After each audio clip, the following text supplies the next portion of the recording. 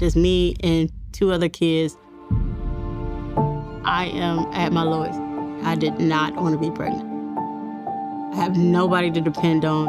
I'm panicking, crying at the backyard. I can't give up. I want to give up. I don't want to be here. She told her nursing team that she wasn't suicidal, but she was really close. I'm not sure she would have kept any of her children in her care, even if she did continue her pregnancy.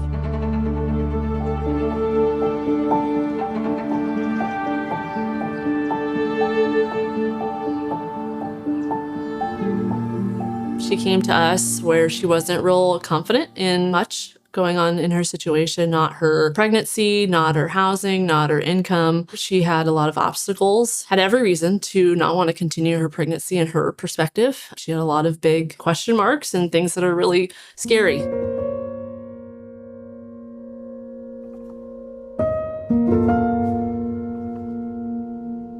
At that time, I was 2 months pregnant, just me and 2 other kids. My husband left me. I'm constantly throwing up, developing an issue with protein absorption. I had to get iron transfusions. I was pretty much bedbound. Kept trying to work. I would work myself sick. Bills are piling up, and I couldn't stop. I was breaking. But at that point, it was like, I can't break. I can only bend a little. I cry in my car, but I just can't break it. Given all the circumstances, she did end up losing her housing, her job, and her transportation multiple times. She continued to get more ill as her pregnancy continued, so that made it even more difficult for her to try and meet the needs of herself and her other children. Trinesha had a lot of physical difficulties in this pregnancy, not only coming in with some risk factors and a history of difficulties in her prior pregnancies. She very early on had hyperemesis, which is an illness where you're not able to gain the nutrition that you need, and it makes you very, very ill because her body wasn't getting what it needed. She lost the majority of her hair. She lost many of her teeth. Really is a glimpse into how sick her body is and what her body really needs. So I'm in pain. I'm in pain. The biggest fear was, am I going to recover? Am I going to go into preeclampsia? Am I going to suffer that? Your life is at risk just there. 2 other children that need me, and I am at my lowest. I'm at a cult-like shelter, and it's like, it was a fight of me wanting to be alive. If I'm not alive, I'm taking care of my kids. The father not doing it.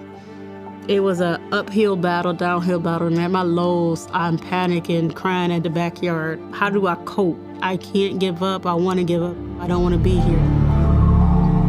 I've seen those situations completely make somebody fall apart, and that meant that she had a very dedicated team. Remember that she told her nursing team that she wasn't suicidal, but she felt like she was hanging by a thread. She was really close. I coped terribly. They actually had a counselor for me. Now that I'm able to reflect over it, I was blessed. Even during the hard times, she helped me not only grow myself, but taught me how to also help my kids. You know, there was concern. Despite all of that and how much impact her trauma and her situation could have, again, can change the trajectory of a family. And instead of allowing that to take away her other 2 children, take away this 3rd baby, she crawled out of that difficult, ugly place and was able to do it for her family.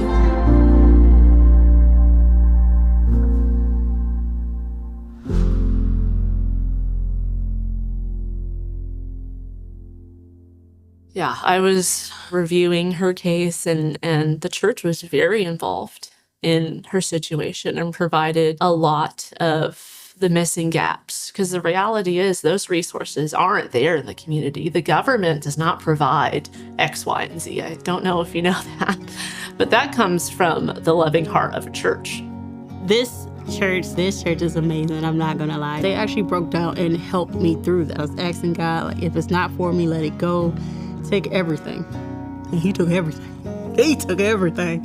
But in that same sense, I would not be in this mindset that I am now. When you get to the end and you built this certain type of strength, you can't grow through happiness because you're going to be content in that happiness. You have to have that pain. And it has to change my perspective on life in its entirety. I've been in and out of church my whole life. It was the first time a church actually came willing to help and understand and serve and actually be a listening ear. Even with my kids, if it's too much, I'll take them for it. Don't worry about it, take a nap. Even when I had them and in the shelter, I would go up to Human Correlations or come up to the church and they'd take them. Now I'll go to sleep in the back.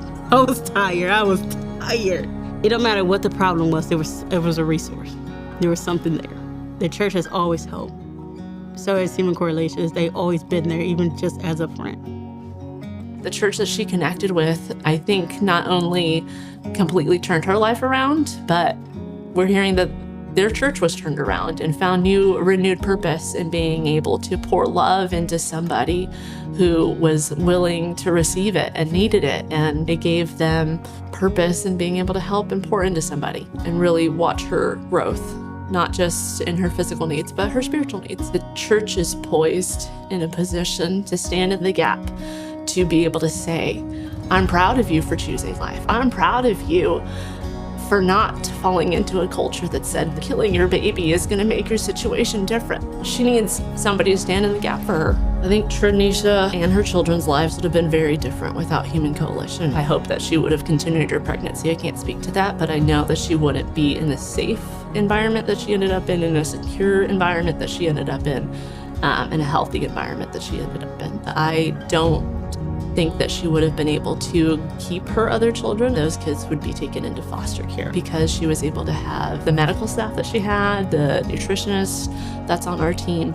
We were able to really rally around her, support her, and empower her to really get her from, I would say, one of the lowest places, having nowhere to sleep, nothing to eat, to a place where she had a roof over her head, a safe place to leave her children, and brought home a healthy baby.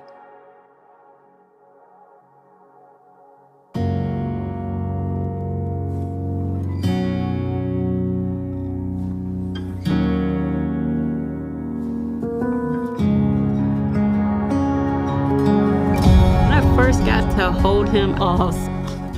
That was the best thing for me. That was the best thing for me. I could not imagine living without my youngest son. I could not. He was just that grace of peace for me. If I had to describe Human Correlation, I would have to say they are a safe place. That baby meant something to me regardless of anything. My faith became predominant. And you're like, it's okay. You have a community. You are human. You're a mother. It's okay.